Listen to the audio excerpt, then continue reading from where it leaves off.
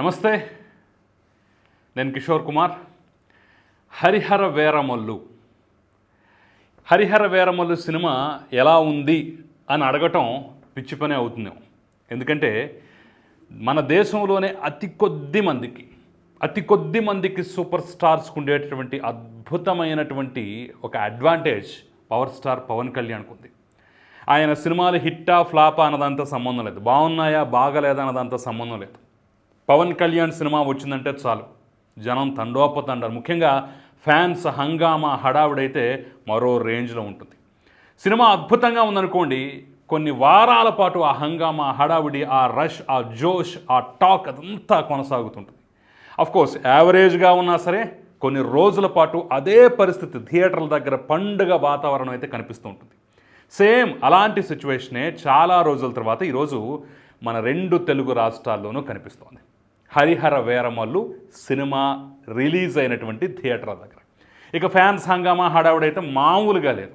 అయితే సినిమా ఎలా ఉంది, ప్లస్లేంటి మైనస్లేంటి, ఈ సినిమాతోటి పవన్ కళ్యాణ్ ఇమేజ్ ఏ రకంగా ఉండబోతుందో నెక్స్ట్ అనేది నేను క్లుప్తంగా ఈ రివ్యూలో చెప్పేటటువంటి ప్రయత్నం అయితే చేస్తాను. కాబట్టి ఎక్కడా స్కిప్ చేయొద్దు, మొత్తం చూడండి. నేను చెప్పిన రివ్యూ మీకు ఎలా అనిపించిందో నాకు కింద కమెంట్ రూపంలో తెలియజేసే ప్రయత్నం మాత్రం అస్సలు మర్చిపోకండి. ఇక 2 మొక్కల్లో మనం సినిమా రివ్యూ గురించి మాట్లాడుకోవాలంటే ఫస్ట్ ఒక ఫ్యాన్స్ కోణంలోనూ, తర్వాత సామాన్య పౌరుల ఆడియన్స్ కోణంలోనూ మనం మాట్లాడుకోవాలి. ఫ్యాన్స్ కోణంలో మాట్లాడుకుంటే బొమ్మ సూపర్ హిట్ భయ్యా, బ్లాక్ బస్టర్ అవుతుందో లేదో చూడాలి అని చెప్తున్నారు. ఇక మామూలు కామన్ ఆడియన్స్ అయితే బొమ్మ హిట్ భయ్యా, సూపర్ హిట్ అవుతుందో లేదో చూడాలి అని చెప్పేసి అయితే చెప్తున్నారు. ఇక్కడే 2 రకాల వేరియేషన్స్ మీకు అర్థమైపోయి ఉండాలి. సో కథలో కూడా 2 రకాల వేరియేషన్స్ మనకు కనిపిస్తాయి. ఎందుకంటే దర్శకులు కూడా 2 ఉన్నారు కాబట్టి, కథ కూడా 2 రకాల వేరియేషన్స్తో నడుస్తుంది కాబట్టి, దాదాపు 5 ఏళ్ల పాటు ఈ సినిమా నిర్మాణం సాగినటువంటి నేపథ్యంలో అసలు ఎప్పుడు రిలీజ్ అవుతుంది ఏంటి, మళ్ళీ దీని మీద అనేక రకాల కుట్రలు కుతంత్రాలు వీటన్నింటినీ తట్టుకొని ఒక సునామీ సృష్టించేందుకు రెడీ అయిపోయినటువంటి థియేటర్లోకి వచ్చినటువంటి హరిహర వీరమల్లు సునామీ కాదు కానివ్వండి, ఒక తుఫాను, ఒక ప్రభంజనం అయితే సృష్టించింది. ఒకసారి కథ దగ్గర నుంచి మొదలు పెడదాం మన రివ్యూలో. కథ ఒక చారిత్రాత్మక నేపథ్యం. ఇప్పుడుది కాదు అప్పుడుది కాదు, ఎప్పుడో 16వ శతాబ్దం నాటి కథ. ఆ 16వ శతాబ్దం నాటి కథలోనే మన తెలుగు ప్రాంతాలైనటువంటి మచిలీపట్నం ఉంటాయి, హైదరాబాద్ ఉంటుంది, అంతకు మించి గోల్కొండ కోట ఉంటుంది, గోల్కొండ నవాబులు ఉంటారు, దాన్ని మించి ఢిల్లీలో మొఘలాయి ప్రభువులు, మొఘలాయి చక్రవర్తి, ఔరంగజేబ్ వరకు అంత పెద్ద స్పాన్ ఉన్నటువంటి అతిపెద్ద పిక్చర్ మనకి కళ్ళ ముందు కనిపించి చూపించేటువంటి ప్రయత్నం అయితే ఈ దర్శకులు చేశారు. సో 16వ శతాబ్దంలో మొదలైనటువంటి ఈ కథలో హరిహర వీరమల్లు అనేటటువంటి మన కథానాయకుడు ఒక రాబిన్ హుడ్ తరహా పాత్ర.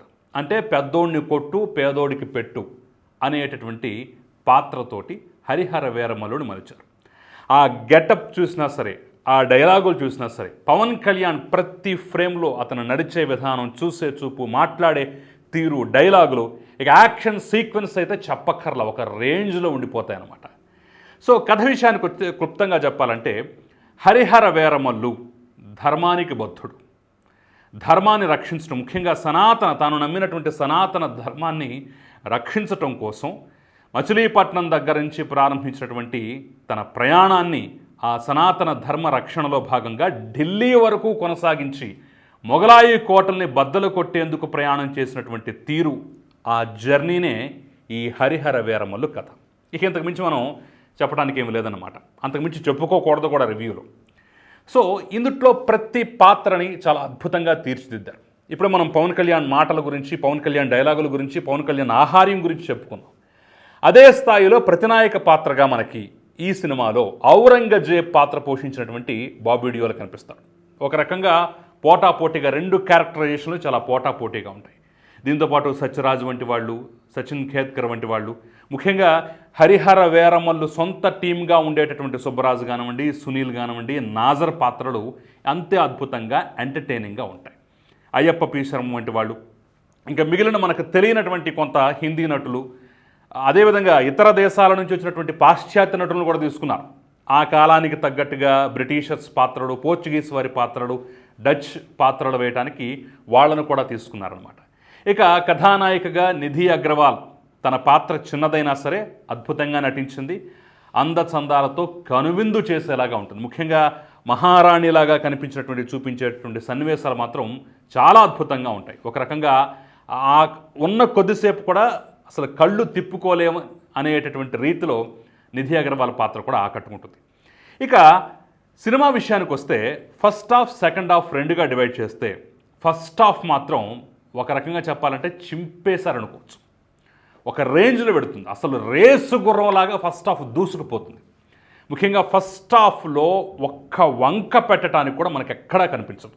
ఈ డైలాగ్ బాగాలేదే, ఈ సీన్ బాగాలేదే, ఈ ఫైట్ బాగాలేదే, ఈ సాంగ్ బాగాలేదే, ఇక్కడ చూపించినటువంటి విధానం బాగాలేదని చెప్పేసి ఒక్క అంశం కూడా మనకి ఎక్కడ చిన్న వంక కూడా కనిపించదు. అసలు ఇంటర్వెల్ వచ్చే టయానికి అరే ఇంత తొందరగా ఇంటర్వెల్ వచ్చేసింది ఏంటి అనేటటువంటి రీతిలో మనం పాత్రల్లోనూ సన్నివేశాల్లోనూ సినిమాలోనూ పూర్తిగా లీనమైపోతాం. ఎప్పుడైతే ఇంటర్వెల్ ముగించుకొని ఇంటర్వెల్ ట్విస్ట్ ఉంటుంది, చాలా అద్భుతమైనటువంటి ట్విస్ట్ ఇస్తారు. ఆ ఇంటర్వెల్ సీన్ అయితే అసలు సినిమాకి హైలైట్. చాలా అద్భుతమైన సీన్ ఉంటుంది. అసలు రోమాలు నెక్కబడుచుకుంటాయంటారు కదా. కులీ కుతుబ్ షా ముందు పవన్ కళ్యాణ్ పర్ఫార్మెన్స్, అక్కడ ఆ సీన్ తెరకెక్కించిన విధానం అయితే రోమాంచితం, అద్భుతంగా ఉంటుంది. ఇక అద్భుతమైన ట్విస్ట్ తోటి ఫస్ట్ హాఫ్ని ముగించిన తర్వాత ప్రేక్షకుడు రిలాక్స్గా థియేటర్లోకి వచ్చి కూర్చున్న దగ్గర నుంచి ఇక సెకండ్ హాఫ్ మొదలవుతుంది. సెకండ్ హాఫ్ అందుకోవడమే కొంచెం ల్యాగ్ ఎక్కడో మనకు తగులుతోందే అని అనిపించినటువంటి నేపథ్యం నుంచి మధ్యలో డక్కా మొక్కలు తినుకుంటూ క్లైమాక్స్ వరకు చేరతాం. ఇక క్లైమాక్స్ ఒక అద్భుతాన్ని మనం తెర మీద చూడబోతున్నాం, ఒక అద్భుతం ఆవిష్కృతం కాబోతోంది అని అనుకుంటున్న తరుణంలో టక్కని సినిమా ఆపేసి అబ్బా మొత్తం ఇందుట్లోనే చూపించేస్తామా, రెండో పార్ట్ ఉంది. సో ఇక్కడి నుంచి ఏం జరుగుతుందనేది మీరు హరిహర వీరమల్లు పార్ట్ 2లో చూడండి అని చెప్పేసి మనకి ట్విస్ట్ పెట్టి వదిలేస్తారు. ప్లేట్ నిండా అద్భుతమైనటువంటి పదార్థాలతో విందు భోజనం పెట్టింది. అరే ఇప్పటికి మీరు చేతులకు అడిగేసుకుంటారా, పెరుగు రావటానికి లేట్ అవుద్దంట, ఒక గంట అయిన తర్వాత వచ్చి పెరుగుతో భోజనం చేసేయండిరా అన్నట్టుగా ఉంటుంది. అంటే ఒక చిన్న అసంతృప్తి ఎక్కడో మనకి మిగిలిపోతుంది. సో ఫస్ట్ హాఫ్ ఎంత అద్భుతంగా సాగిందో సెకండ్ హాఫ్ మాత్రం ఖచ్చితంగా కొంత ల్యాగ్ అనిపిస్తుంది. కాస్త ఎత్తుపల్లాలు ఉంటాయి. ఫస్ట్ హాఫ్ తీసుకున్నటువంటి పాయింట్ వేరు, సెకండ్ హాఫ్ తీసుకున్నటువంటి పాయింట్ వేరు అనేటటువంటి అంశం అయితే మనకు చాలా క్లియర్గా తెలుస్తుంది. అందుకనే బహుశా ఇద్దరు డైరెక్టర్లు ఉన్నారేమో, క్రిష్ కానివ్వండి, ఆ తర్వాత జ్యోతికృష్ణ కానివ్వండి, ఆ వేరియేషన్ మనకు కొంచెం ఇబ్బందికరంగా ఉంటుంది. ఫస్ట్ హాఫ్లో తీసుకున్నటువంటి విధానం చాలా ఆకట్టుకునేలాగా, పెద్దవాడిని కొట్టు పేదవాడికి పెట్టు, ప్రజల కోసం జనం కోసం బతికేటటువంటి ఒక వీరుడిగా కథానాయకుడిగా అద్భుతంగా కనిపిస్తాడు పవన్ కళ్యాణ్. దాంతోపాటుగా ఒక్కొక్క డైలాగ్ కూడా ప్రస్తుత రాజకీయాలను ప్రతిబింబిస్తున్నట్టుగా, రాజకీయాలు ప్లస్ సినిమా రెండింటిని మిక్స్ చేస్తూ డైలాగులు ఉంటాయి. సెకండ్ హాఫ్కి వచ్చేసరికల్లా అద్భుతంగా వందే భారత్ ట్రైన్ వెళ్ళేటటువంటి ట్రాక్ కాస్త మార్చి బాబు ఇప్పటివరకు చాలే కానీ దీన్ని నెక్స్ట్ ఆ ట్రాక్లో గూడ్స్ ట్రైన్లో ఆ ట్రాక్లో వెళ్ళను అన్నట్టుగా మార్చేస్తారు.